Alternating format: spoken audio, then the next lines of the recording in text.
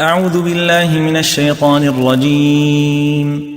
ولما سكت عن موسى الغضب أخذ الألواح وفي نسختها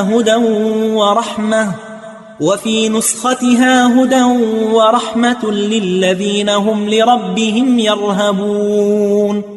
واختار موسى قومه 70 رجلا لميقاتنا، فلما أخذتهم الرجفة قال رب لو شئت أهلكتهم من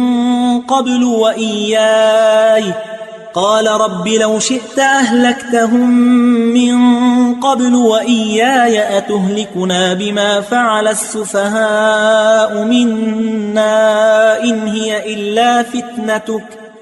هي إلا فتنتك تضل بها من تشاء وتهدي من تشاء، أنت ولينا فاغفر لنا وارحمنا وأنت خير الغافرين.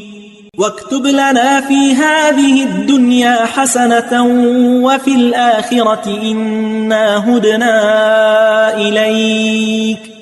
قال عذابي أصيب به من أشاء ورحمتي وسعت كل شيء، فسأكتبها للذين يتقون ويؤتون الزكاة والذين هم بآياتنا يؤمنون.